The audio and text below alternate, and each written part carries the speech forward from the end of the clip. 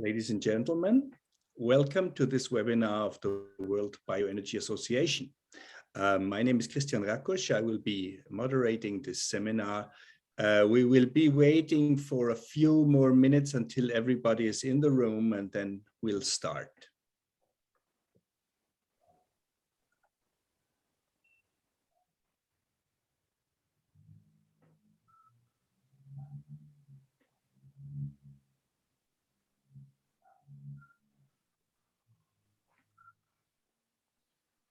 Okay, it seems like everybody is here. Welcome once again. My name is Christian Rakosch. I'm president of the World Bioenergy Association, and I would like to welcome you very warmly to this webinar. We will investigate in this webinar a paradigm change in providing basic energy needs. And that paradigm change is related to advanced biomass cooking. We have a number of persons here in the webinar that have been dedicating years of their life to this topic, and I'm very glad that we are able to pull here everybody together to talk about this topic, which is really extremely relevant because it is affecting a lot of people. It is affecting, in fact, 3 billion people that are currently still cooking in traditional ways. And having to live with the disadvantages of this traditional type of cooking. Let me share my screen to start with. I would like to give you a little bit of an overview. So to set the scene for the colleagues that are then going to talk, which are really the entrepreneurs that are active in the bioenergy, in the clean cooking field, whereas we are only an association and we're trying to create value by bringing people together and talking about and sharing experiences. So what is advanced biomass cooking about? And before I start with the topic, let me just shortly introduce the World Bioenergy Association. We're a global umbrella organization that is headquartered in Stockholm in Sweden. We have quite a number of members, and the number of members is currently increasing quite fast. We're quite happy about that. Our members are both associations and industries that are active in the field of bioenergy, and they're coming from over 50 countries around the world. We do lots of different activities. We're publishing global bioenergy statistics. We're publishing annual reports, fact sheets, magazines. And more recently in this pandemic, doing webinars became one of our main activities because it's such an easy way to bring people together to share interesting information. We are also collaborating with a range of international organizations, including the UNFCCC. We have been participating in the climate conferences, doing side events during the climate conferences. So we're quite engaged in this international scene. And since about 2 months, we also have a working group on advanced biomass cooking. So whoever of you is interested in joining this working group, you're very, very welcome to do so.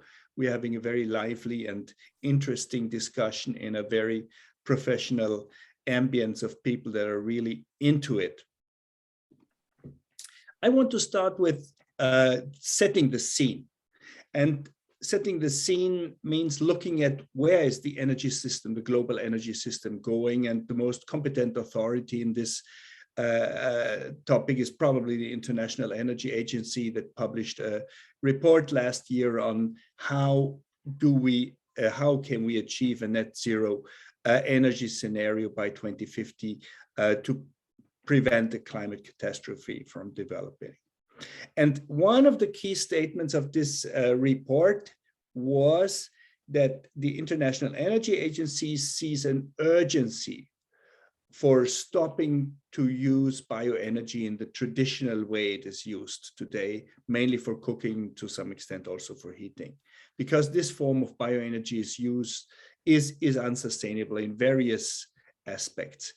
The IEA is claiming that it should be replaced by modern forms of bioenergy use by 2030, so quite quickly. And it also shows how they see the distribution of energy that is used of bioenergy that is globally used. What you can see firstly is bioenergy use is going to increase. It's probably going to double almost in the next couple of years. But what the IEA says is traditional use of biomass should be entirely replaced, and they see the largest growth in using organic waste streams. So organic waste streams are to some extent replacing traditional forms of bioenergy. And what is organic waste streams? Well, it's all kinds of harvesting residuals, straw, millions, hundreds, billions of tons of straw being produced globally and not essentially used, maybe plowed in or even burned in the fields. So this is where the International Energy Agency sees our energy system moving, and what we are dealing with is really a very important aspect of this. So what is advanced biomass cooking? I put this as an equation. Advanced biomass cooking for me is, on the one side, radical innovation of cook stoves, and on the other side, upgrading of fuel. So while the improved cook stove movement was looking mainly and improving the stove itself, but using the traditional fuel, we are also looking at upgrading the fuel. Now, there are lots of different technologies to upgrade biomass to something that is more versatile, more easy to use as a fuel. In the context of cooking, it's on the one side, it's biogas by fermentation, which is very useful, especially in the rural areas. It's ethanol production, which has been successfully introduced in some places, but is not really simple in terms of producing ethanol. It takes quite a big industry and quite a lot of energy to actually generate ethanol. And pelletization. And pelletization is what we are looking more closely at. It means drying biomass and densifying it with the help of a pellet mill. And it is a fact that pelletization is really in a very steep growth curve worldwide. You can see that the global production of pellets has increased from 2 million tons in the year 2000 to over 40 million tons in 2019. And that doesn't even include the numbers from China, which would add probably another 10 to 20 million tons. So we are seeing a very rapid growth, and it is a growth that is happening all over the world, so in all continents, except to some extent Africa, where this whole movement is just starting. It's not so developed yet, but I believe it has a big future in Africa, as in many of the other continents. And you may ask, why is it specifically pellet production that is so successful? And the answer is quite simple, because it's economic. It's the cheapest way to upgrade biomass to something that is really a good fuel. It's not only cheap, it is using a little energy. And that is, I think, one of the main advantages. We need about 2% of the energy content in the fuel for densification. That's very, very little.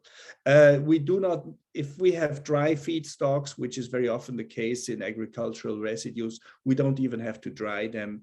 And after pelletizing, you have a fuel that has a high energy density, that is relatively easy to store and to transport, and it can be burned very cleanly in all kinds of applications, in small and large scale applications. So that's a very versatile fuel once you have it. And that's the second part of the advanced biomass cooking equation. It's micro-gasification, a relatively simple technique to burn biomass in a way that is entirely clean and so much more efficient than the conventional way of of burning. And my colleagues will give you then more details on how this is working. It's straightforward, it's simple, it just needs a very little bit of electricity to run a fan to really make the process efficient. But when you have that, you can burn biomass almost as cleanly as natural gas or liquid petrol gas, which is more common for cooking. Let me talk very briefly about the economics of pellet cooking, because I think that's at the end of the day what is relevant, especially in resource-constrained societies such as in Africa or Southeast Asia. If you think about pellets at a cost of $200 per ton, which is quite a usual figure, that's about a price where pellets are being traded around the world right now. Pellets are significantly cheaper than charcoal. This is figures we have from Uganda, but I don't think it will be so different in other countries. What is noteworthy is that LPG is more than 3 times as expensive, and charcoal is almost twice as expensive. But there are also other benefits. One is that compared to charcoal cooking, pellet cooking is much faster. That was one of the things we noticed that people were appreciating particularly. It does not smoke, as it was mentioned. You can adjust the fuel quantity to the cooking time. So if you know you're only cooking a small dish, you can use a fairly small amount of pellets. Whereas with charcoal, you always have a pretty big pile of charcoal that heats up and that will continue glowing for a long time after you're already finished with cooking. And you can adapt the gasifier to demand for cooking power and cooking time. So according to the local circumstances, if it's large families or small families, you can either have a stronger stove or a stove that is having less power requirements. One of the big advantages of what we are talking about is that we are really addressing forest. We are offering an alternative to deforestation. And I have here the example of Uganda, which is deforesting at a terrifying pace. I mean, between 1990 and 2015, so in 25 years, the forest cover was reduced from 24% to 9%. So very little forest is left by now. And the use of charcoal and the permanent chopping down of trees to produce charcoal is one reason that really drives this deforestation process. So we can really make a difference and create a benefit if we are offering an alternative to charcoal cooking. And there are a lot of different residues that are suitable for that purpose. It's rice husks, for example, straw, shells of nuts, of peanuts, palm oil shells, bagasse from the sugarcane production. Sawdust is right now the most frequently used raw material for producing pellets. Could also be processing residues from all kinds of processing steps of agricultural industry. So there are many suitable raw materials that can actually be used and to date are often not used. What are the challenges of introducing advanced biomass cooking? Mainly it's the chicken and egg problem of fuel supply. Who is going to build a pellet plant if there is no market, and who is going to buy a pellet cooker if there are no pellets? I think that's one of the big things. So the only way to overcome this is to introduce both at the same time. Also, cost of gasification cookstoves is a barrier because gasification cookstoves are, while they seem to be fairly inexpensive from a Western point of view, if the benchmark is $2 for a traditional charcoal stove, they are very expensive. And there is also, of course, the need to change habits to get introduced to something that is new, which is not easy and which needs some convincing that needs to be done and that needs resources. So what are the opportunities? Well, I believe one of the opportunities is urbanization, because as urbanization proceeds, purchased charcoal gets more and more important. And charcoal is getting scarcer and scarcer due to the lack of wood resources. In some countries such as Kenya, we even see local bans of charcoal use, and that then creates really the need for an alternative, and that can help us to introduce our approach of advanced biomass cooking. And then there are the carbon credits. That is a very interesting topic that our working group is really focusing on. Advanced biomass cooking is really preventing deforestation, and in doing so, it is able to take advantage of carbon credits. And the number and the cost of carbon credits is increasing. The demand for carbon credits is increasing, and we believe this can be an important way to co-finance the stove, to be able to offer the stove at lower costs, and to then create a fast growing market. Yeah, with that, I'm finished. So that was kind of the introduction. This is the general view, what we are talking about, what is the topic. And now I would like to give the floor to the entrepreneurs that have been working in this field, that have been working for years and years in trying to develop the technology, and the fuel at the same time. And I would like to introduce, as the first speaker, Dave Lalo. Dave Lalo is in South Africa. He's an entrepreneur that has been working in developing gasification cookstoves for the last couple of years. Dave, please, the floor is yours. Thank you, Christian. And I really want to say thank you. I think that this webinar is the first of, I hope, a number of educational events. And I really think that working together as competitors in the market to get a common message is really a good thing. So I'm really looking forward to what is going to be discussed today. I think we've already discussed some of this this afternoon, so I'm not going to go through too much of it. These are headlines that are used quite often around the world about what the problem is. I'd like to dive down a little bit more into Africa and look at what the situations are in Africa. So one of the things that I'd like to start off this afternoon is that there are a number of myths in the cooking field around what wood is or what wood fuel is. So using a 3-stone fire or a primitive stove has created quite a lot of misconceptions about biomass and wood fuel, which I'm going to try and address in this talk. And these myths are: number one, the fuel can't be burned clean and efficiently. It always makes smoke. 2, people believe, well, you can't really produce it sustainably. It's going to eat up forests, and you've got to look at another fuel. Thirdly, well, this is just a transitionary thing, and eventually we're all going to move to electricity and gas, and the biomass industry will be left behind us.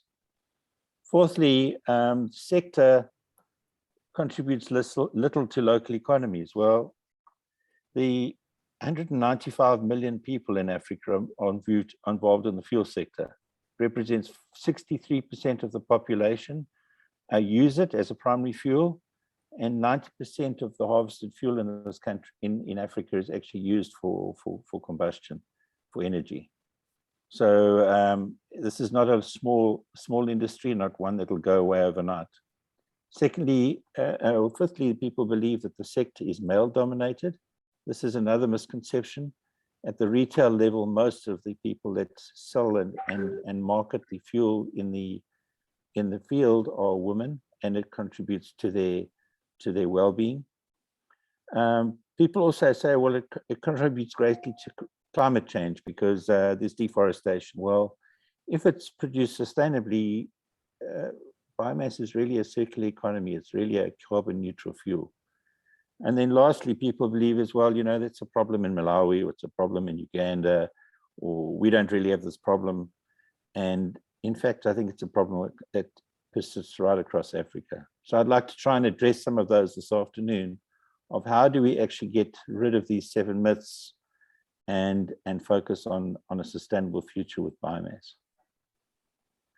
Well, as Christian pointed out, urbanization is a reality in Africa. From 1990 to 2050, we're going to move from 500 million people to 2.2 billion people. In fact, from 2020 to 2050, we're going to move from 600 million people in cities to 1.2 billion people. So the cities are going to double. In most of the cities, people live in informal housing. They live in shack areas. They use mostly charcoal. So that means between now and 2050, if we don't change the situation, there are going to be another 600 million people using charcoal in Africa. So this is quite a serious problem. The World Energy, or the IEA, World Energy Association, looked at what the outlooks were for, and you'll see from now to 2040, they don't believe that charcoal or wood is going away in any shape or form. So certainly in some of the cities, there's going to be some other renewables and gas and things like that. But in the bigger picture, unless we find a sustainable future for biomass, we're going to be using it at a rate quicker than what we can is actually naturally produced. You'll see on the left-hand side there that the charcoal market has probably doubled since that 2012 figure. So this is a multi-billion rand industry, and unless we address it with pellets in a structured way, it's going to be very difficult to displace it. So next I'm going to try and paint a picture of why what Christian pointed out in terms of the gasification and the pellets, how we can actually prove that using a gasifier stove and pellets is actually a sustainable and good solution. There is a multi-tier framework that has been drawn up by the World Bank. I've taken that this afternoon and I've adapted it slightly, and I'll go through it. And this tier framework has a number of different factors which determine if a cooking system is actually modern and clean. So the original model showed 6 aspects. I've increased it to 8, and I've tried to focus 4 around, is the fuel sustainable? And then I've focused 4 on, is the stove an advanced stove, and does it meet the criteria for an advanced stove? Those particular attributes are, when we look at the fuel, is it available? Is it convenient to use? Is it affordable? Is it climate friendly? Is it a fossil fuel? And then on the stove does it expose the user to gases? Is it efficient in terms of combustion? Is it safe to use? Is it a risk? And how durable is the stove? How long will it last before you have to replace it? So let's just look at what the people at the MTF or the World Bank have defined as clean and modern. And it's I don't want to get too technical here, but this is their definition. So they are saying is that if you want to define a primary fuel as something that is considered safe at the point of use, then they define if it's a solar cooker, if it's an electric cooker, if it's a biomass cooker, if it's LPG, or if it's ethanol, you can consider it to be safe, and it'd be tier 5 clean and not safe, sorry, clean. And it doesn't matter what device you use it in. It is considered a clean fuel in whatever stove and fuel combination is used in. If we talk about other fuels like paraffin or wood, specifically biomass, because it is the way that it is combusted that makes it dirty or not. So if it was an open fire, it would be dirty. If it was a rocket stove, it might be considered improved and less dirty. But if it was an advanced device, it would then have to be clean. So they have defined that, and I will go through what is that definition as clean. So really, when you talk about a biomass, it can be a clean fuel, but it depends how it is combusted. If it's combusted in a traditional device, It's not clean. If it's combusted in an advanced device, it is considered clean. The four other aspects of the combustion device, or the technology, is it at least 40% efficient from the base energy content to what is transferred to the water? Is it safe? Things like the tipping angle. Can you touch it? Does the fuel fall out? Where are the flames? Is it safe for children to use? And then in terms of characteristics, can you drop it? Can you use it for a long period of time? Does the fuel corrode the fire chamber? So there are a number of things that determine whether this device on the four characteristics now can be considered a clean and modern device.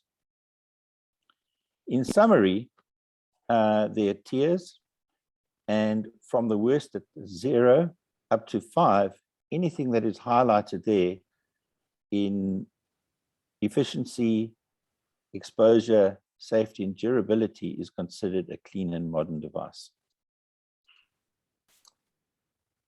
So tiers 4 and 5 are considered clean.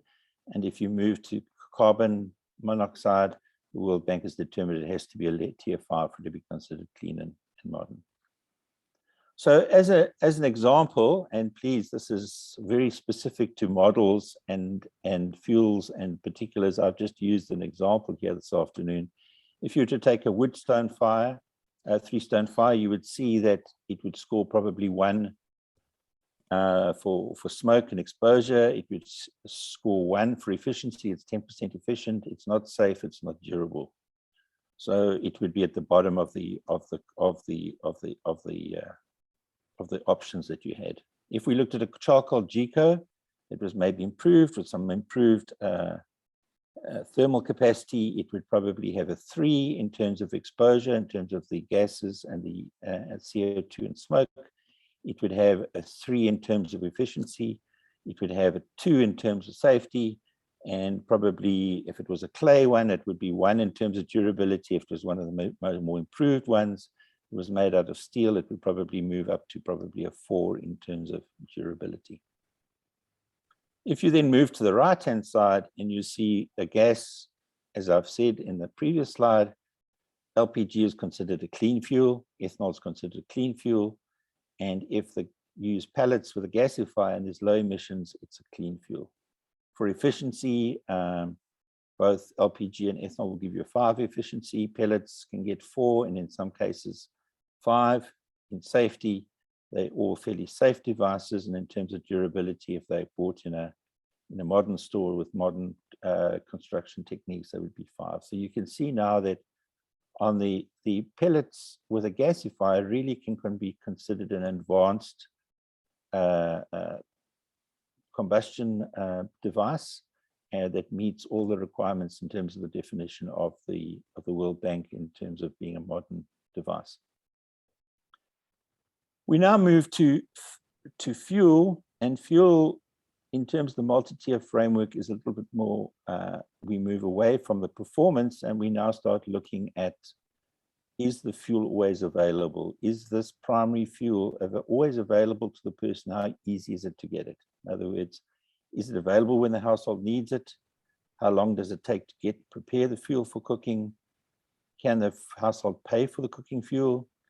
And how does the fuel actually affect the global warming climate? In other words, the production and use of it, if we were to use tons and tons of LPG versus tons of pellets, what would be the effect? If we use charcoal versus wood, what is the effect that this fuel has in terms of volume use on global warming?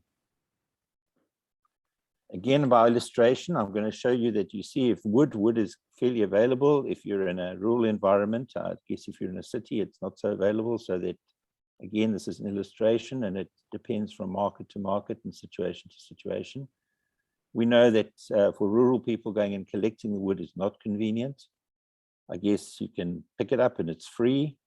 And from a climate point of view, if it's a community that's in balance and the trees grow as fast as they are consumed, it would probably be considered a fall.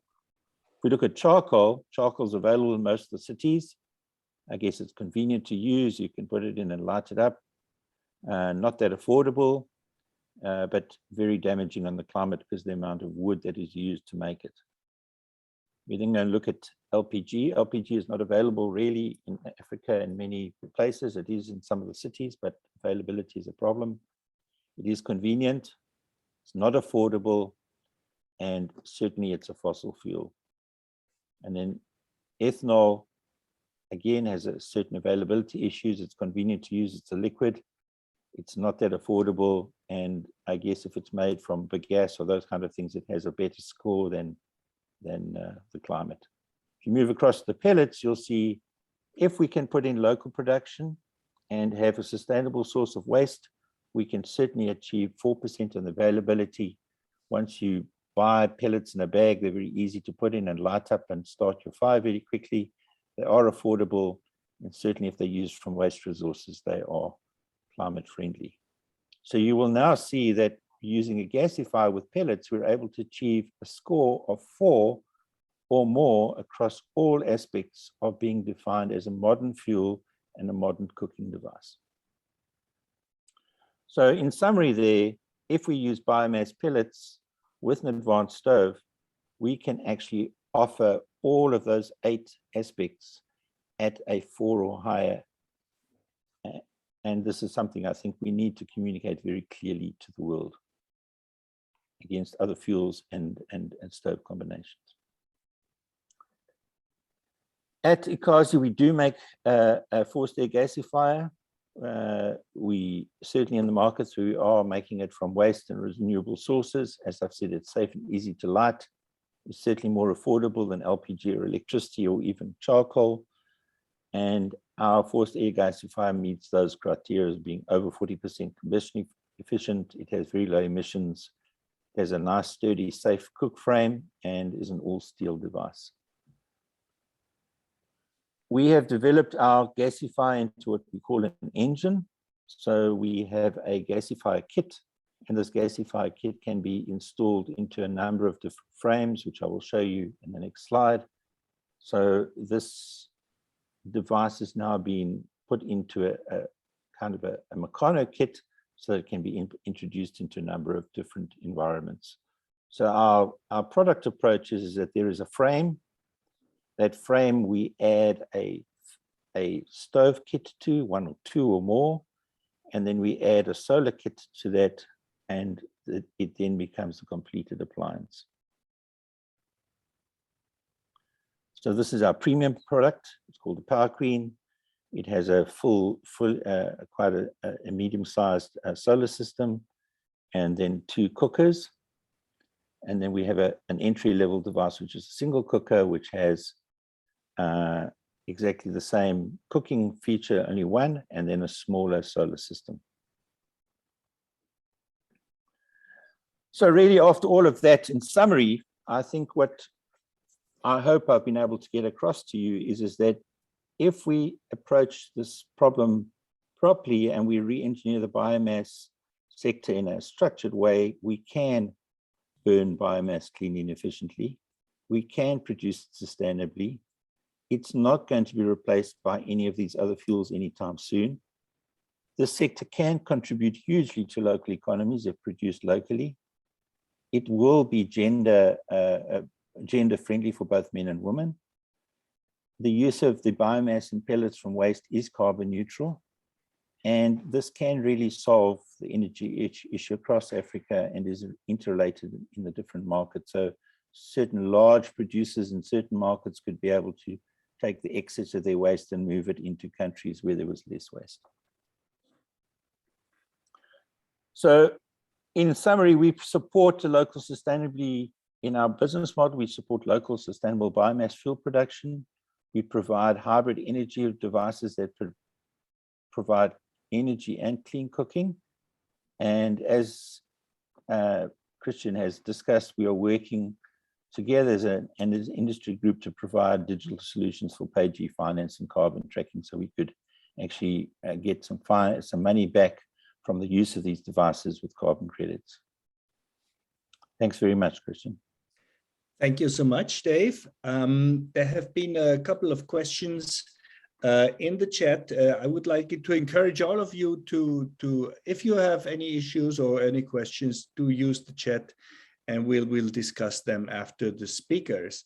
The first question that came up was whether it is possible to use pellets from low quality materials as agricultural residues. I mean, nowadays, most pellets are being used from wood, sawdust, which have very good combustion properties. Is it possible to use your cook stove also for other less advanced materials? Dave. Certainly, Christian. I think that it's not a situation where you just tip it in the top of the machine and make it, but certainly with the right analysis of the material, that low value. So we've made it out of rice husks. We've made it out of cleared wood, out of forest areas that wasn't going to be used for forestry. So certainly low value biomass can be enhanced in value to make pellets. I think you also believe that. And another question was whether dry small chips could also be possibly used for cooking. So the short answer with a biomass cooker is or a gasifier cooker is that the density of the fuel determines the length of the cooking experience in a batch load. So chips can certainly be used. They would probably need a bigger gasifier because they're not as dense, and that could increase the cost of the cooking device because it's a bigger device and it has more steel. But certainly chips can be used.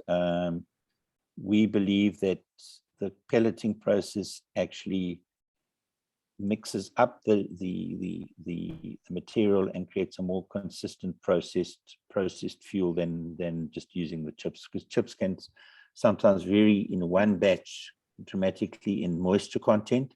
It comes from the middle of the tree or the side of the tree, so sometimes we can get a very inconsistent burn from different batches of chips, whereas pellet has a much more consistent burn as a more dense fuel. And finally, there was also a question if chopped up briquettes could be used instead of pellets. We've used that. So we've done tests in Namibia, and they work very well. There's no problem with using chopped up. So I would say that probably what you would do is, if you're making briquettes, you would put it through a grinder. Chopping them up by hand is not easy, but if you put them through some kind of a machine that chopped them up into pieces, that would certainly work.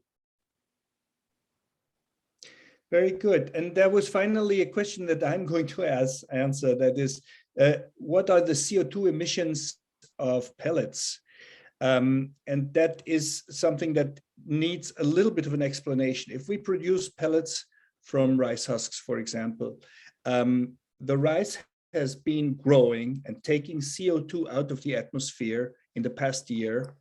So as we burn the husks, the same CO2 is going back to the atmosphere, which means that in effect, we do not add any CO2 to the atmosphere if we burn rice husk pellets or wood pellets or pellets from bagasse or other biomass. There is no net CO2 emissions. There is, of course, CO2 coming out of the stack, but this is exactly the same amount that has been taken out of the atmosphere before. And that is why biomass is considered the CO2 neutral fuel that does not add any CO2 into the atmosphere.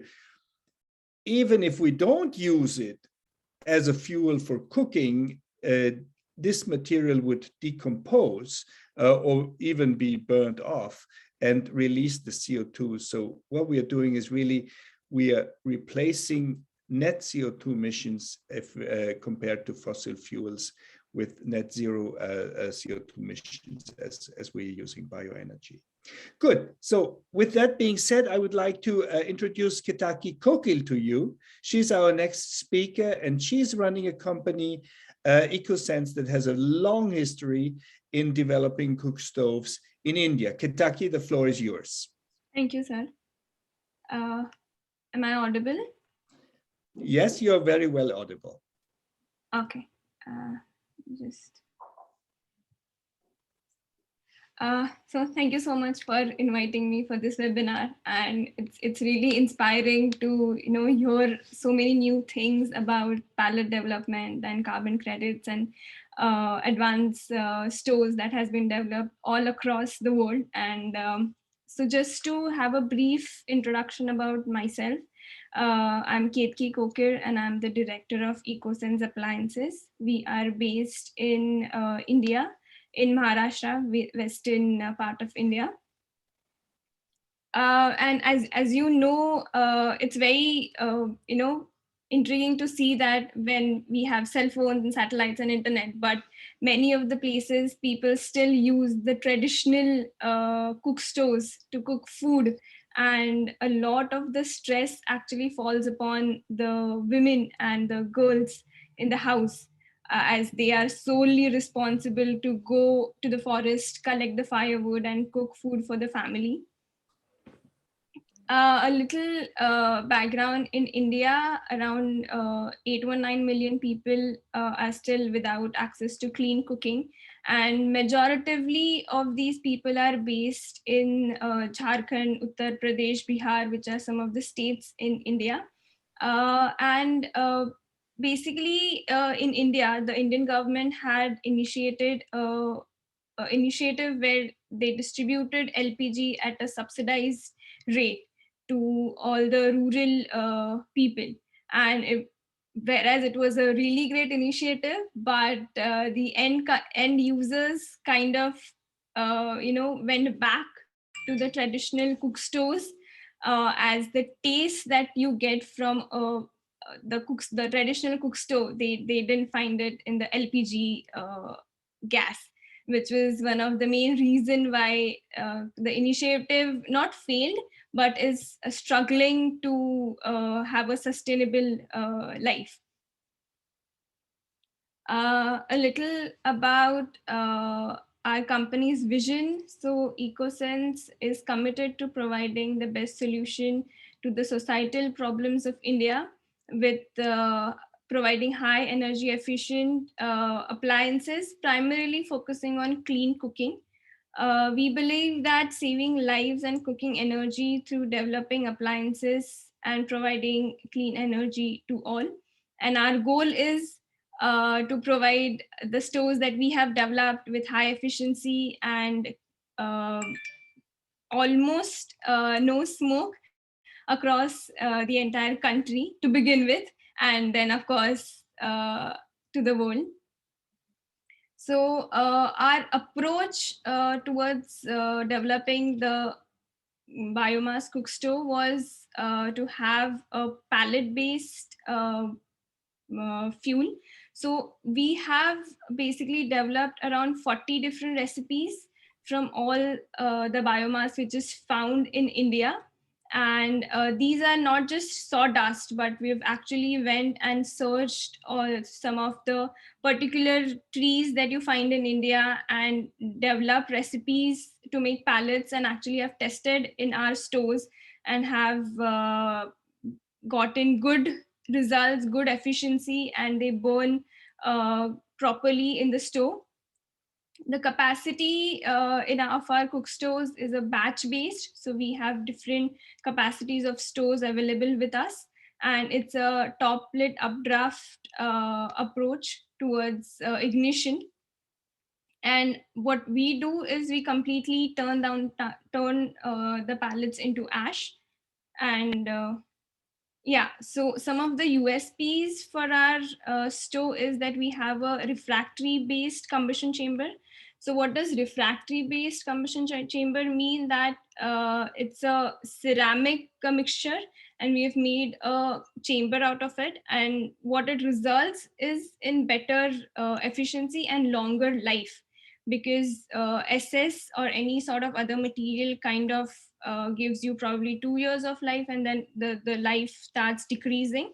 But with refractory, around 5 to 7 years, nothing kind of affects it, and it'll keep on giving you the same function, same efficiency throughout that lifespan. And we have developed it ourselves. The kind of composition of the material needs to be there so that we get better life. Then sorry, yeah, so the ignition of the biomass fuel is quite simple, because that was one of the complaint from the field, that firewood usually takes a longer time to ignite, and in monsoon it is almost impossible to keep the fuel dry in household, and that is why it takes around half an hour for the lady to ignite just the firewood. And with pallets it takes not even a minute to actually ignite and start cooking. So very close to what the aspiration of the women were, to have a quick start cooking appliances similar to LPG gas. So that is what we have tried to provide in our cook stoves. This is just a basic of what our product consists of. So we have a on-built 6-volt battery to run the fan and the control systems. Then the control system have 2 modes, which is slow cooking and fast cooking, because a lot of Indian food requires frying, and the flame needs to be higher to cook the meat or some of our breads. So that is why we've given this 2 modes to the control system. Then we have a 4-star fan, which is at the bottom of the cook stove.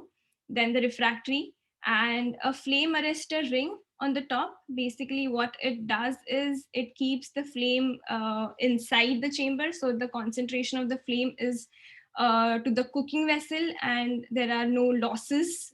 Usually what happens is, in a stove flame, it kind of goes around the vessel, and a lot of losses happen. So to reduce that, we have introduced this flame arrestor ring. Just to have a structural specification of our cook stove, basically the cutouts on the body are given specifically to reduce the body temperatures, because in India, I'm sure everywhere, a lot of small kids are usually with the mother while they're cooking food, and there have been incidences where the child has gotten burned or injured due to accidentally placing his or her hand on the stove. So right now the temperature of our cook stove is such that even if anyone places the hand on the stove, you don't get injured at all.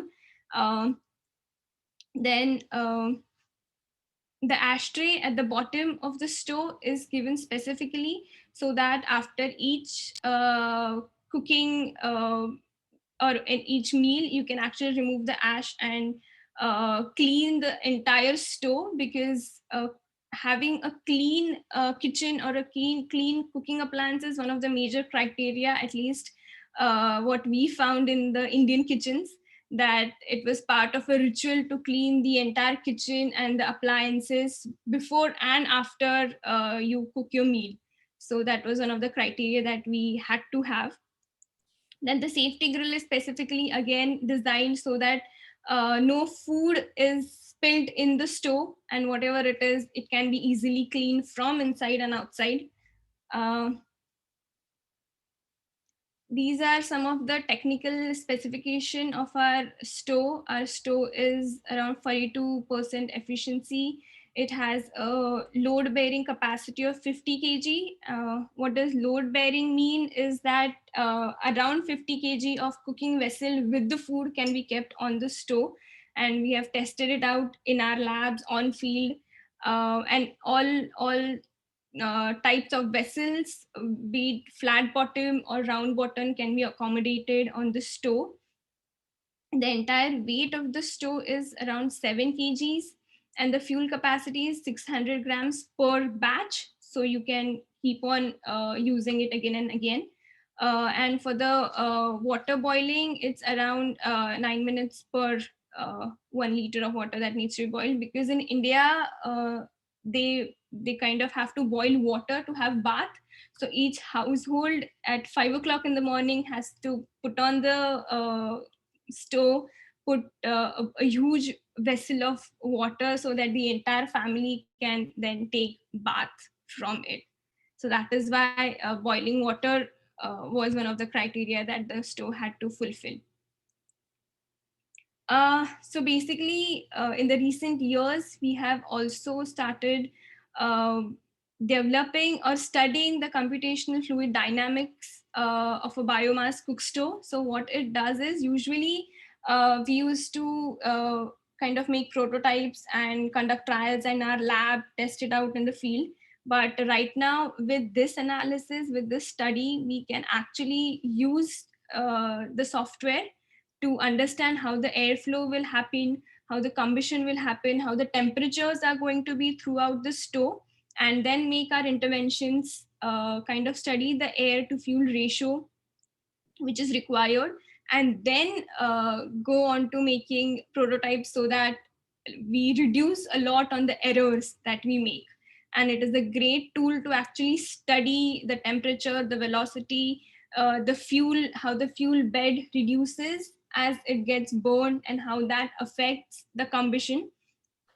So we have been doing a lot of study on CFD and have increased our efficiency with the help of this study. This is how our stove structure is currently available. The fan, as you can see at the bottom left, is available, and it's placed at a radial angle to our combustion chamber.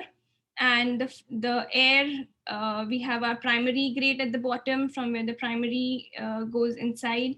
Then the secondary air comes from both the sides, and we do have our secondary inlets at the top.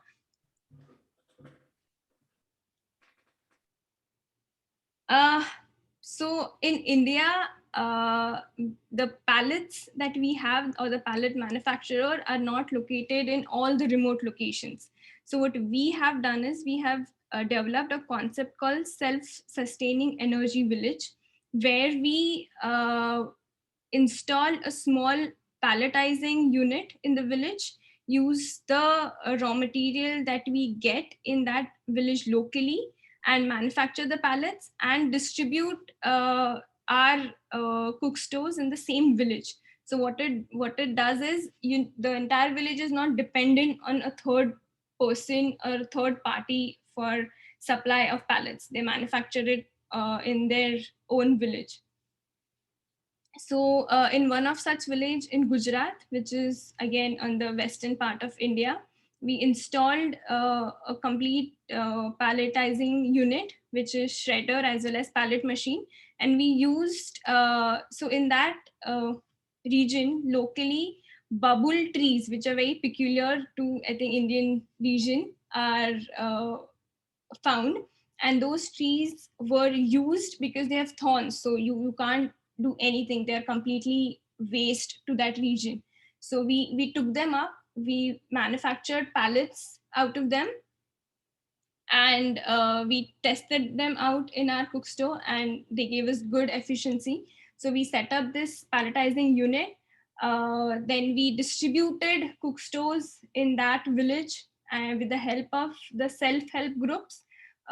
Basically, self-help groups are a group of women who come together. They are funded by some NGOs, and they kind of work towards betterment of the village. So we took their help, keeping the lady or the women in the center of our solution. We gave them training on how to do the after sale service of the cook stove. We gave them training on how to run the palletizing unit. We gave them training regarding how to sell or how to pitch the product to the customers. Then, as you know, a lot of awareness activities needs to be created for the implementation or acceptance of these cook stoves. So one of such activities was conducted, keeping the children and the men in a focused group, because in the end, in India, still the men are the one who is earning money for the family, and he's the one who is ultimately going to pay for the stove. So we got them in one place. We educated them about the stove. We gave them all the positive advantages of the stove, and what it resulted is that there were no kind of constraints from them after that awareness session. A lot of them positively accepted the stoves. So what this resulted was there was a significant improvement in the health of women and children in the village, and this was determined with the a reduction in number of hospital visits in that village. So we went to the local clinic and asked them the number of visits before our intervention and after our intervention, and there was a significant reduction in the hospital visits.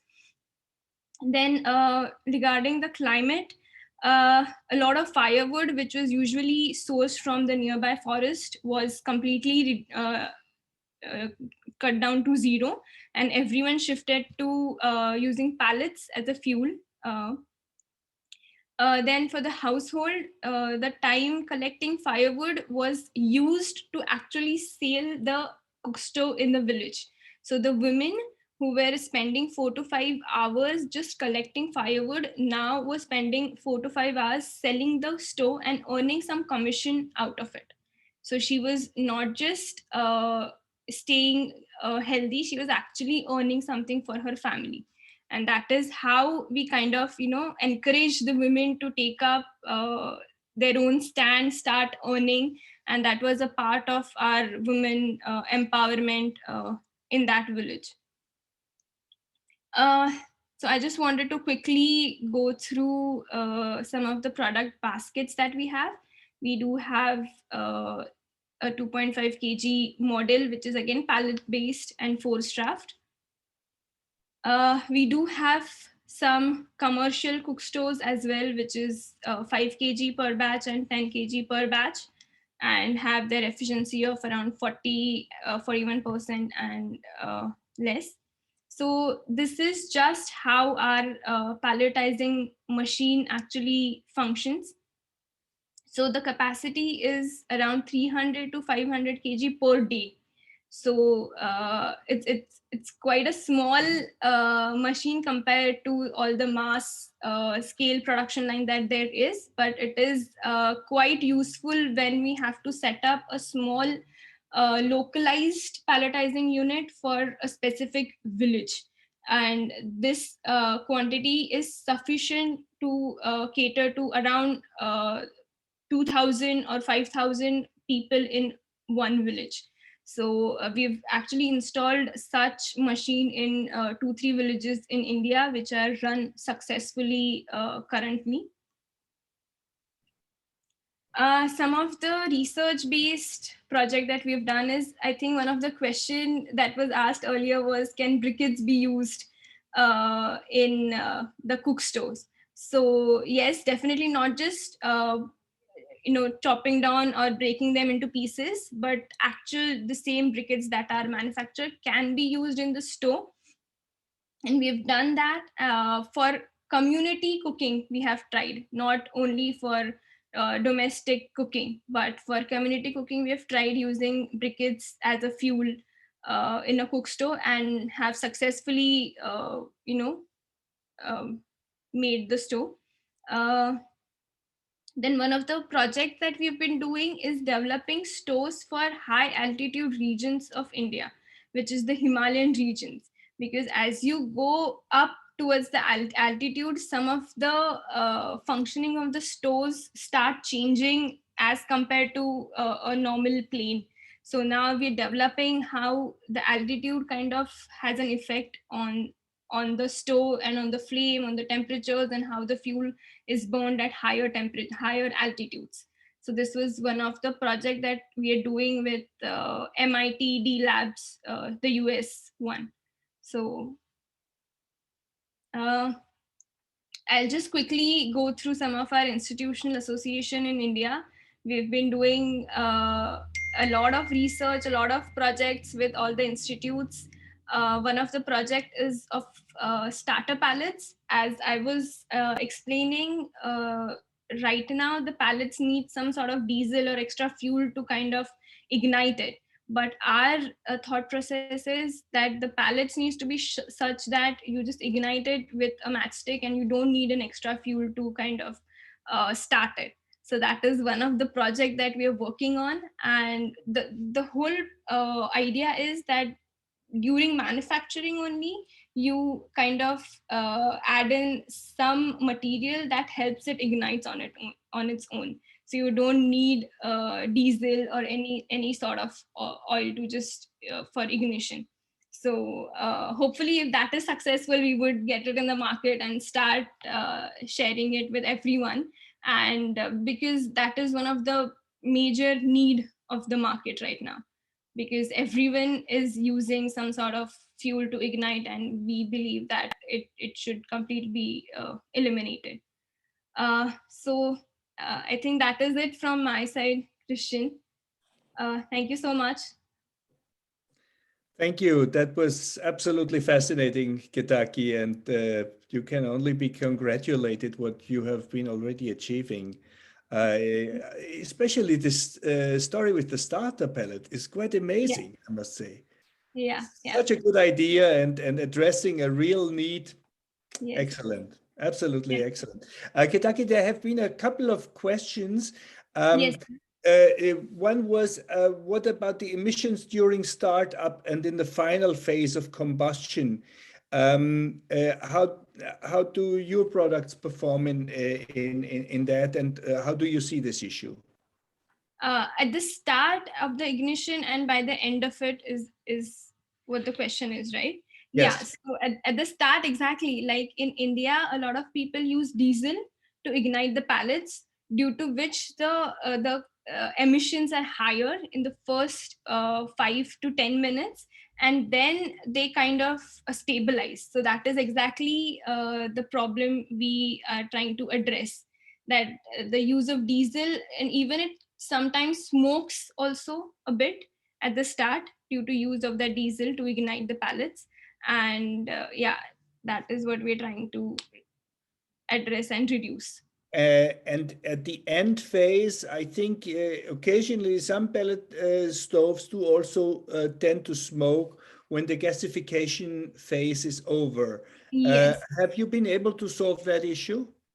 Not as much as we would like to, not as much as at the end, because what happens is, what we have observed is, when the pallet bed goes down, certain amount of ash is deposited on the pallets, due to which it again, the emission again increases. So what we're trying to do is, if there is a possibility of having some sort of ash blow holes on the combustion chamber at a certain height, which would kind of blow the ash just from the pallets and help it complete the combustion.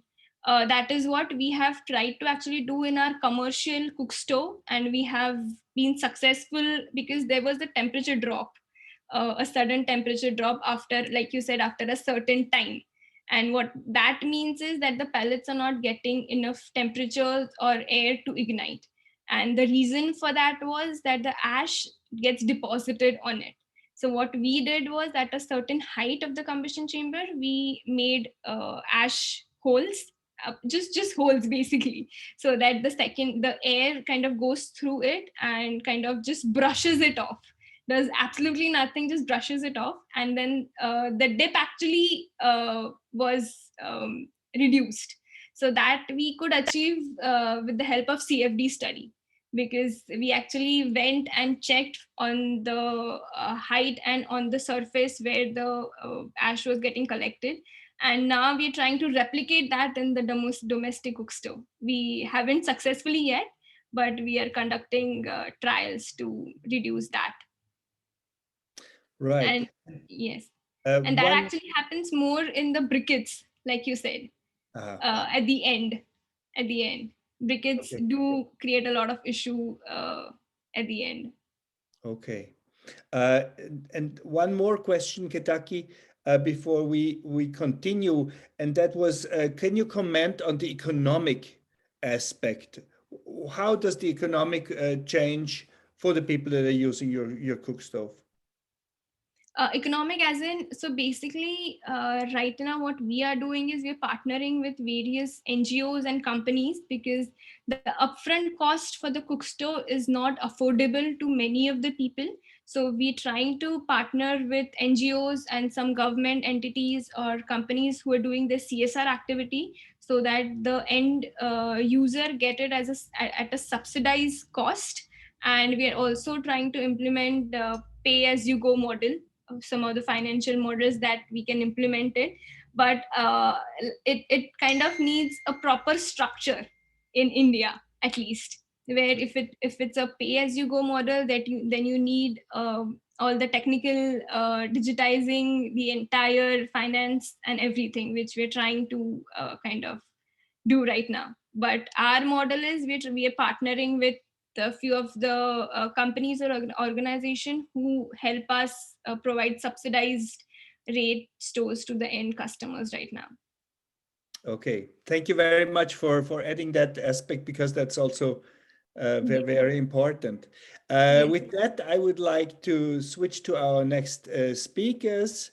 And our speakers are coming from Zambia.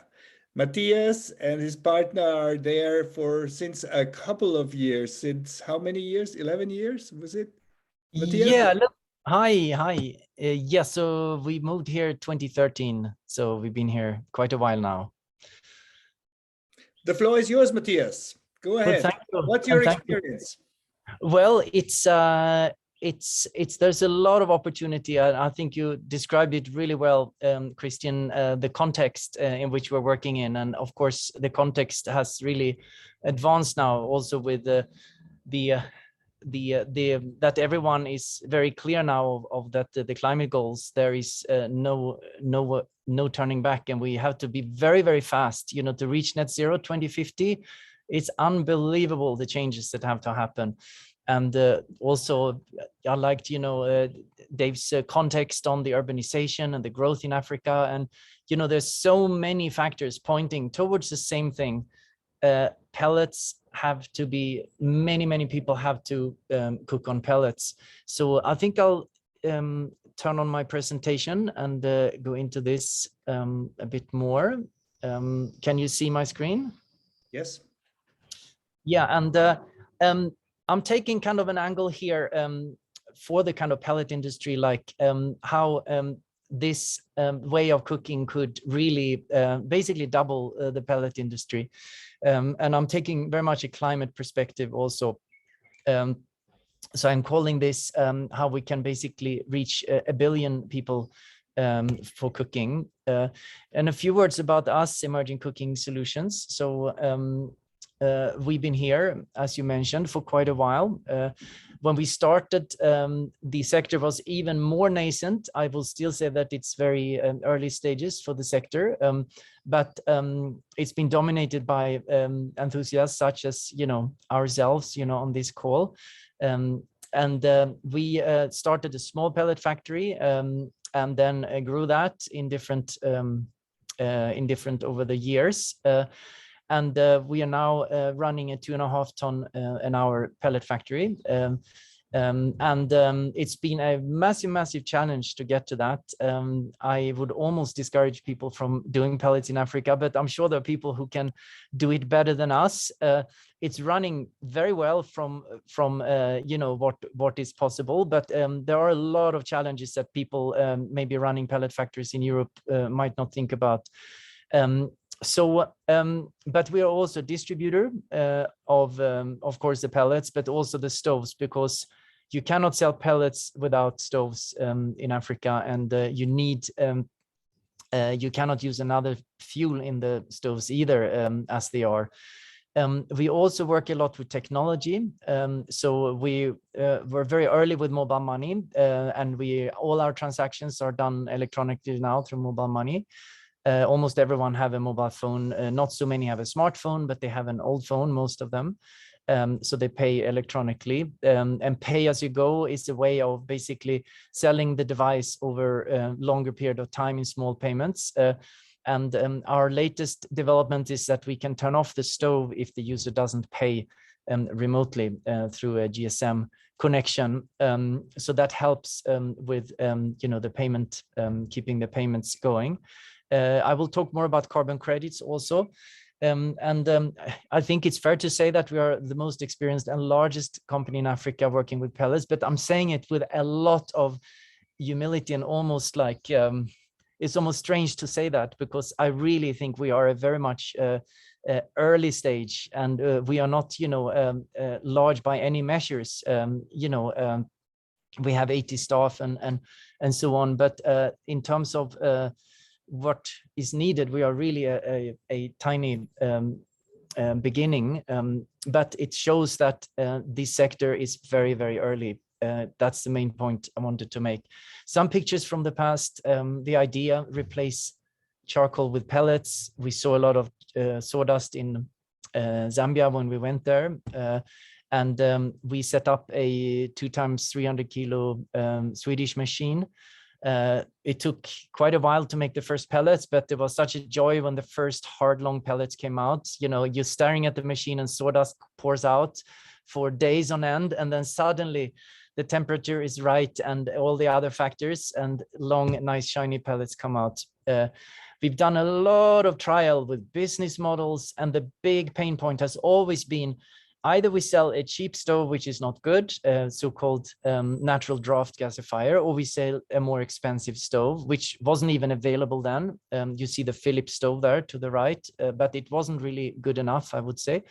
But getting people to making them affordable, you have to spread out the payment, and you're dealing with basically so-called unbankable people, and that puts a lot of challenge to that.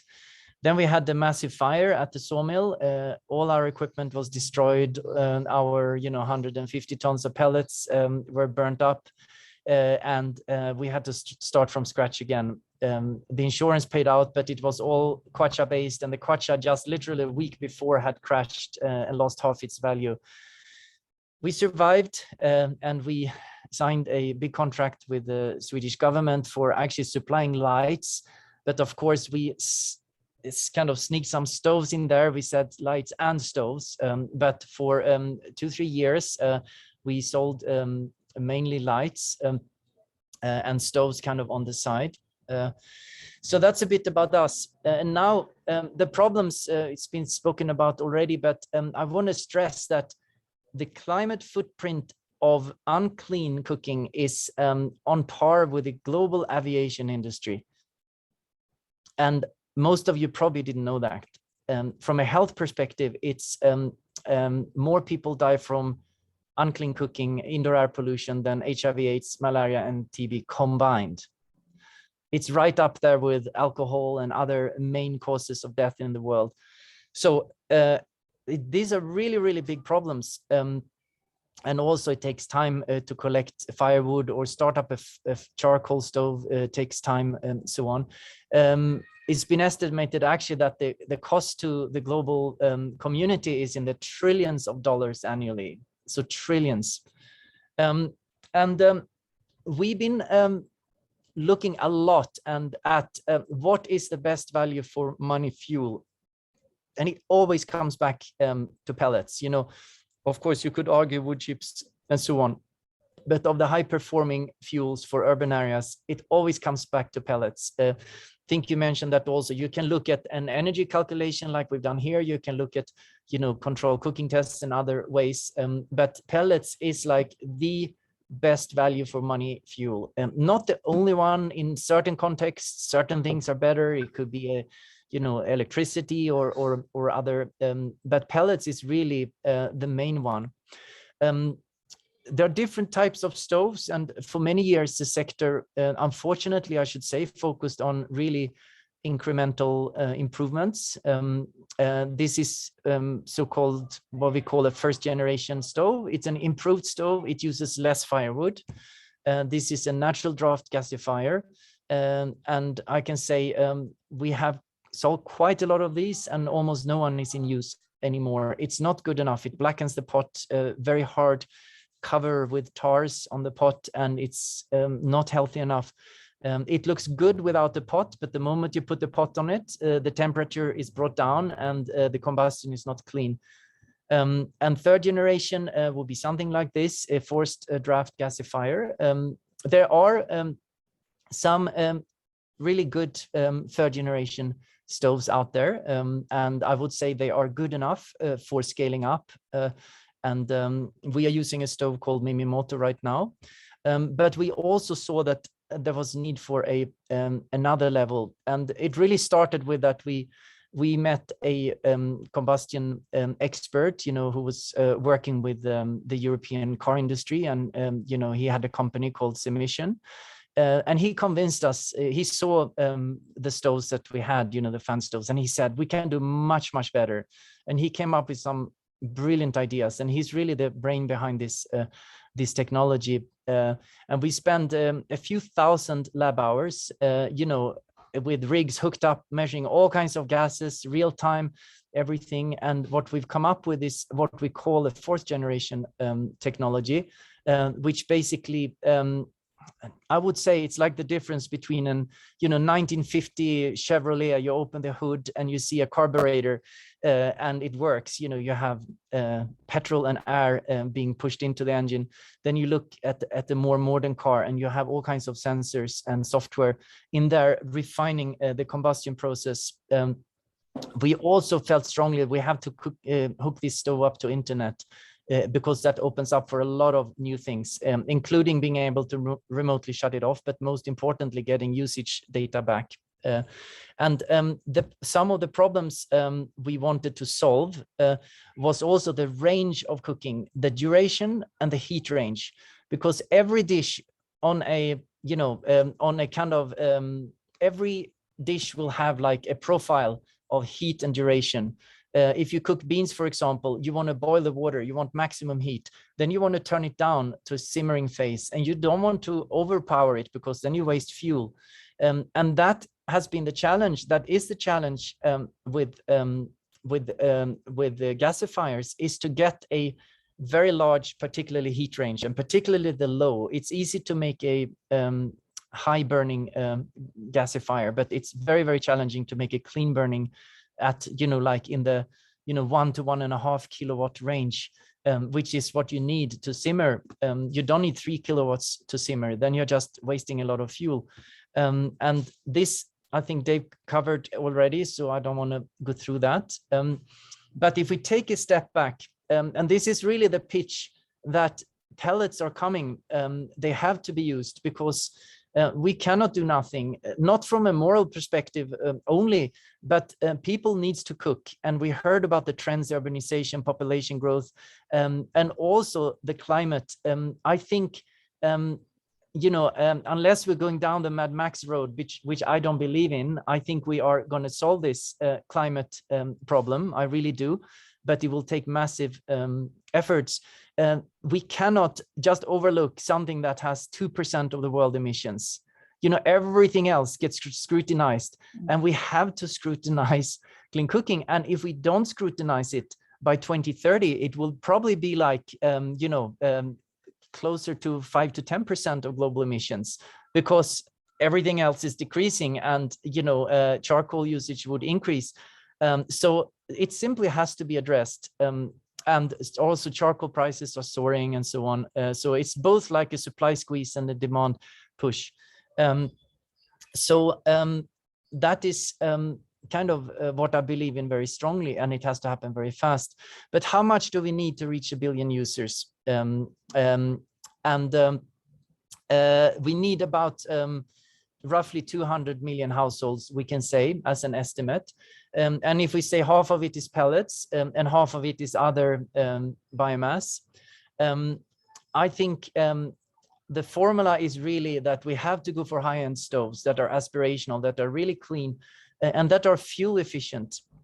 Because if we can have a stove that uses, let's say, 20-30% less fuel, it means 20-30% less pellet infrastructure, less transportation, everything, and potentially higher margins and or more savings. So we think pellets is really a fantastic fuel for urban, peri-urban areas. We have worked in rural areas, and we burned our fingers badly, breaking trucks and cars, going out there. And the logistics of pellets in rural areas can be a nightmare. Of course, especially in a country like Zambia, which is not very densely populated. We think, and we are not really looking into this, but I think really that semi-processed like split bamboo, maybe wood chips, maybe nutshells, could have a really important role to play in rural areas, or possibly even baseline fuel like firewood in fourth generation gasifiers, where you can software tune it for specific fuels. You can even update the software over the air for different season if needed. So that would mean about 40 million tons of pellets if you count 400 kilos per year in a fourth generation stove. So that would be almost doubling the pellet industry. And for other biomass, maybe 60 million tons. The carbon mitigation of that would be in the range of almost half a gigaton, 400 million tons for the urban, and about 240 million tons, or 0.24 gigatons for biomass. And that is very, very substantial. There is also a potential for biochar production in the rural area, and that would of course then become a carbon negative, but that is more on the idea stage, and not something we are focusing on now. This first 100 stoves are hopefully going to be in the field in a month or so. We're trying to put a lot of parts together, and we have designed it as a 2-burner version. It was tested before Christmas at the Aprovecho lab in US, and it went really, really well.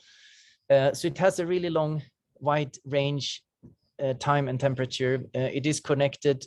We believe it will save about 20 to 30% of fuel compared to best in class today, which is the Mimimoto stove, which is a great stove. I'm basing that on official test results, and there might be stoves I haven't seen. So I don't want to be but from the stoves we've tried and from the test results I've seen, the Mimimoto stove is the best on the market for pellets. As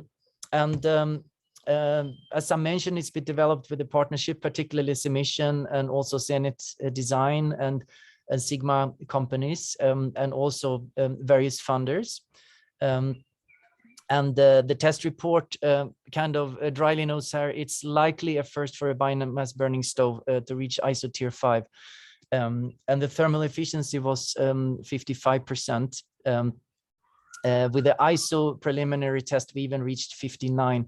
And this is a prototype stove. So I would say that biomass cooking at 60% thermal efficiency and solid tier 5 is within reach.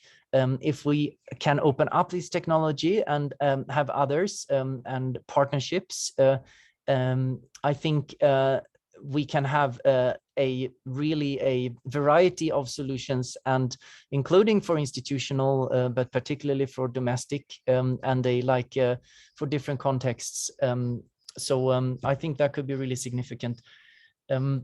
Finally, next steps for the sector and for WBA. I think if we together, as a kind of biomass community, it's really great to talk to biomass, friends, so to speak, who understand biomass. And I loved some of the comments, someone about wood chips, specific grades. I mean, it's such a joy talking to people who understand biomass, and who, they pointed out, many people think biomass is basically a campfire. But I think if we can secure a really premium carbon financing, I mean, selling carbon credits today is the easiest thing. There is a shortage, and you've probably seen the EU prices are now up at 100 euros a ton, which is unbelievable. But it takes almost 2 years to issue carbon credits, and that time gap has to be solved. And those of us on the call today, we have a very active working group around it. And my pitch to the community really is like, work with us and pay us the real price for these advanced carbon credits that will enable us to basically put the stoves in the hands of people, the people who actually generate the carbon credits, the unbankable people. Don't give us the pain of trying to put them on a 24 months payment plan and have call centers managing defaulters and so on. These stoves should just be put in the hands of people in a kind of utility model. They will buy pellets at $200 to $350 a ton. That's even up to $400 a ton. I think $200 to $300 a ton is very doable in most regions in urban areas. And work with us, and then we can grow this really, really fast. I mean, I think, Marion, you would agree that the demand is like almost unlimited. You know, like if you offer someone a small down payment for a stove, you know, it's not selling, it's basically just signing people up. It's more about, you know, supplying pellets, but it is about solving that financing. And carbon credits can pay for the whole stove, potentially even for the pellet infrastructure. That's how the opportunity we have, but it has to be structured. And that is really the key. Several of us are working with a gold standard to register a POAs for gold standard certified carbon credits. And we have a lot to say about it, but I really want to open up a wide invitation to the listeners on this, because if you need carbon credits and if you're willing to work with us and even have probably among the highest quality carbon credits you can think of, because I would say 99.999% of all carbon credits issued are based on soft data, like how fast did the tree grow? Well, we measured it. We measured 10 trees and we estimated it. How much was this cook stove used, this clay stove in the village? Well, we think it was used 90% of the time because people told us. We have hard data. And so that's why I'm saying this is an opportunity to develop this into the really, really premium credits. And then once we've solved that, I tell you, the next problem is going to be pellets. Like there won't be any pellets. It takes time. Very good. Very good. Thank you so much. That was extremely interesting. And I would like to ask Marianne a question that came up in the chat, and that was, what were the key challenges of getting this pellet production going? Marianne, you have been the witness to all of this. What would you say were the key challenges of the pellet production? Let's see, lots. I mean, transportation, getting the electricity you need installed in the factory, just because of administrative hurdles to get that happening. Things like spare parts. If you break a piece, you may have to wait 3 months to get going again. Yeah, it's endless. I guess I would say I'm very impressed by the amount of work the people here are ready to put in. Very hardworking people. They need a lot of training, but they're extremely hardworking. But it is difficult to find engineering level people to really help work a factory when you get into issues. Yeah, I guess that would be the main. It's basically, what I said. I mean, I think that was a very convincing set of issues that are not all very easy to solve, I guess. Yes, thank you. Maybe at this point in time, I would like to make a short advertisement for the website pellets.africa. WBA, we set up this website to help pellet project developers in setting up their projects by providing information of what is relevant, what is important. If you want to set up a production, how do you develop a project? What kind of quality criteria are there if you want to market it internationally and all that? So whoever is interested, do have a look at pellets.africa. We we noticed that there are more and more people looking to our website. So I think something is happening. Something is happening. I think the pellet story is starting in Africa right now. I find that extremely exciting, and we are absolutely determined as WBA to support that. So the next webinar in this series will really look more closely into the experiences with pellet production in Africa. But before we close this up, there's one more presentation.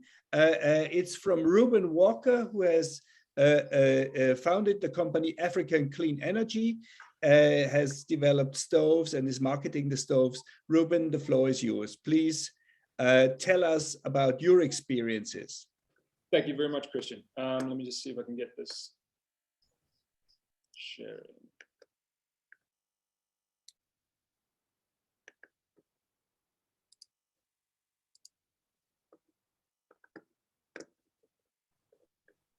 Yes. Is it full screen? No, yet now it is, yes. Fantastic.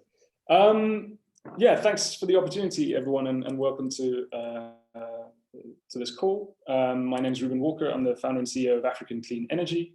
As some of my appreciated colleagues have already highlighted, this problem around energy, and particularly thermal energy for the poorest 3 billion people on the planet, is an enormous issue for a number of reasons. A lot of health-related negative outcomes, enormous deforestation, and massive climate impact.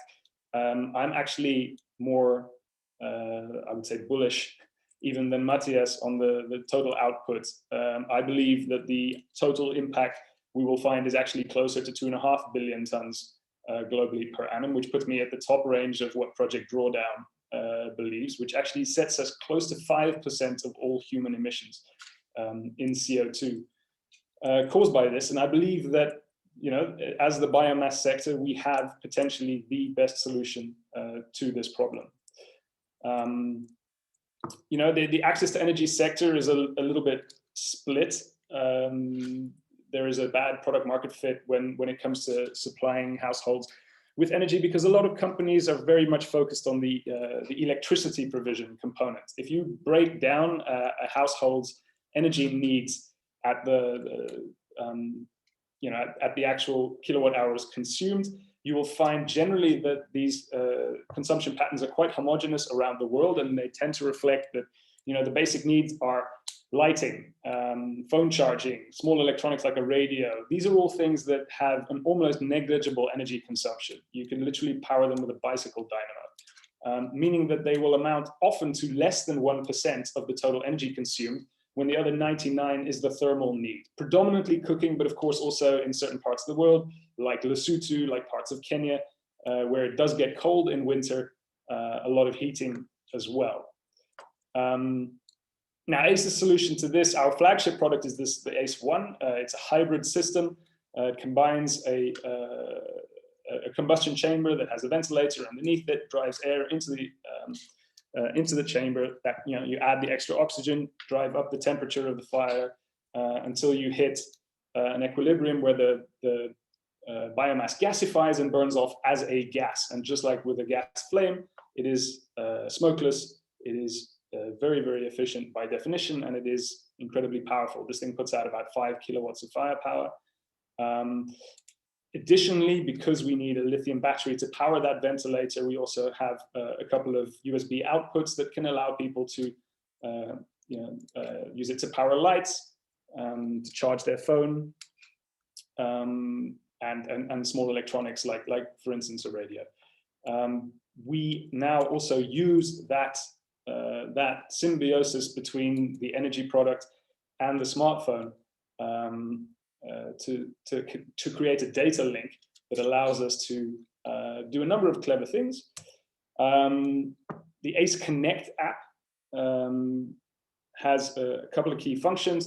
First of all, it features a pay-as-you-go system. Our central database knows whether a customer has made their monthly payment and tells their phone. If they have, the phone relates that to the system and extends the time clock in the ACE1. If no payment is received, the system will eventually start warning the customer, and in the worst case scenario, switch itself off unless we've had a contact with the customer and we've established that there is a good reason for them to miss a payment.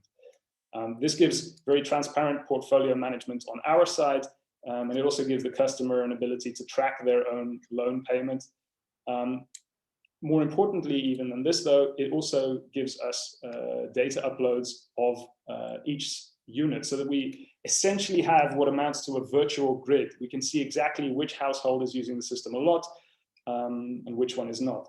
And to cap that, we also use this app as a tool for people to order fuel. And there are various ways in which we can do the fuel distribution. My preferred one would be one whereby the customer doesn't actually even need to do anything. They just order via their phone, run the payment directly through mobile money, and get the fuel delivered in a bulk quantity. This is very important, particularly in this, when we're talking amongst ourselves here as the Bioenergy Association. If we can get this customer demographic to bulk order fuel, this is the biggest opportunity for biomass consumption in the world, vastly exceeding the current demand that we see. Why does this make sense? Ironically, quite often it is the provision of electricity that has the biggest financial impact on our customers. The reason for this being, when a customer does not have good access to electricity, they will do things that are very, very expensive. You know, you don't have lights, you buy kerosene for lighting, you buy candles, you might take your phone to a shop and pay the shopkeeper 50 cents to $1 to get it charged a single time. It might cause you to buy disposable batteries. So there's a real cash out profile to that electricity provision. Whereas on the thermal side, quite a lot of our customers will gather fuel, which costs them a lot of time, destroys the environment, and causes them a lot of health problems, but it doesn't actually have a big cash out profile, meaning that the business case on the clean cooking component itself is often quite tricky to make work. So being able to combine the two, we have found to be very, very advantageous. This is an insight in how we can overview the data. So this is a cohort in Western Uganda. This gives us an overview of how the sales process ran. I can show you that this cohort has had 64,900 and something hours of fan usage and over 150,000 hours of electricity usage. This is just a subset of 700 units that were sold from last September onwards. I can break it down even further. I get all the usage data that comes in from these systems. You can see a daily use pattern. If you look at the bottom right, you can see obviously that lighting is used more at night, whereas for the fan usage, you see more of a daily pattern where people wake up in the morning, start using it, then drops off a little bit again, and then peaks in the dinner time. ACE is the highest or second highest B Corp in the world, the highest in Europe. We've got about 70,000 units in market. There's an overview of some of our partners. Interestingly, if you look at the sort of the SDGs, this sector touches just about everything. There isn't really a category that we have no impact on, which makes it super interesting in terms of creating a platform to truly lift people up to a new standard of living. Energy is so fundamental to that. Just to give us a bit of a geographic scope, we're in 3 key regions: Southern Africa, East Africa, Southeast Asia. We've got factories in Lesotho and Cambodia, and we're about to open our factory in Uganda later on at the end of the spring. Fuel is an absolutely essential component. We've actually led out with this flagship ACE1, which is fuel flexible, meaning that whatever fuel you're using right now, it'll use that as well, just a lot more efficiently. But I completely agree with my colleagues that we want to get people using sustainably produced biomass fuels, pellets or briquettes. Briquettes tend to be a little bit easier at the low scale, but become a bit harder to scale to really large quantities, where of course pellets do thrive. You want a pellet factory that has a high capacity of production. The number of pellet factories that will need to be built in Africa to even approach the demand that will be generated here is very, very significant. And so I think for the WBA and its members, it is really important to consider who is going to be building those factories, if not the experts who know how to run these factories and build them in places like the US and Canada and Scandinavia and Eastern Europe. Why is the energy sector so important? Because there are multiple layers to it. We touch hardware, we touch daily fuel consumption. There is impact already, as Matthias also explained. The carbon potential of this is enormous. It's enough to cover the entire business case. You could eventually use carbon to give away the hardware and potentially the fuel for free. I'm not saying that's necessarily what you want to do, because it can create perverse incentives, but just to give an idea of how significant this impact is. It's so valuable, and we're moving to a world where impact quantification and monetization can be a reality. Carbon shows us the way, but why wouldn't we also be able to monetize data showing health impacts, data showing forest protection, data showing gender impact, showing poverty alleviation? This is really how development finance should be working. It currently doesn't. The way it works right now is a donor has a budget, calls for a bunch of applications, and NGOs submit plans and then report on those in the end, and you hope that you've been successful. If we could migrate it towards data representing impact, I think we'd have a much cleaner and clearer system, which would also attract a lot more players. Having impact be worth money means that people start trying to generate impact, and that's really where we want to be. And as a fourth category, of course, being able to bring both physical and digital infrastructure to this giant demographic gives you a really interesting platform to try and offer other services to people that they all need. That's it for me. Really appreciate the opportunity, and happy to take some questions. Thank you so much, Ruben. Thank you. That was extremely interesting also, and also really emphasizing how big of an issue we are actually talking about, and what a potential we have. And I think it's tremendously exciting that we are all joining our forces now here and trying to push this ahead. And I'm really grateful to see so many people staying in this seminar for almost 2 hours, listening to these presentations. I would like to open the floor now for questions. So please feel free to unmute yourself if you want to add something, if you want to ask to our presenters what has still not been answered.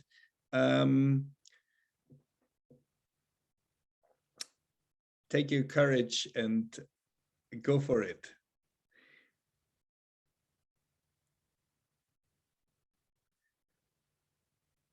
Well, nobody is taking the courage. I think I've been looking through the chat. I think there were lots of people who were asking whether there will be a recording of the presentations. The presentations will be available online on the World Bioenergy website, as well as the recording of this webinar. So please feel free to download this, to distribute it, to distribute the links, and do follow up our activities. Consider to become member of WBA, of our working group, and we will definitely invite you to a follow-up event that will look more closely even on the fuel production side, on the pelleting side. This time it was more focused on the stove side. I would like to thank all of our presenters very, very warmly. It was extremely valuable and gave, I think, a very lively insight into the current situation of advanced biomass cooking. Bear with us. Have a nice day, a nice evening, a nice morning, wherever you are in the world. Yes, Ruben. Someone says we cannot unmute, there is no mic option. So that might be why the crowd is so quiet. Oh, I'm sorry about it. That was something we did not envision. Yes. So I guess we cannot change that at the moment. Next time we will enable the mics. Fine. then I would like to say goodbye to everybody. Thanks for joining, and I hope to see you again. Bye-bye. Thank you. Bye. Hi, everyone. Bye, everyone. Thank you very much. Bye. Thank you. Thank you.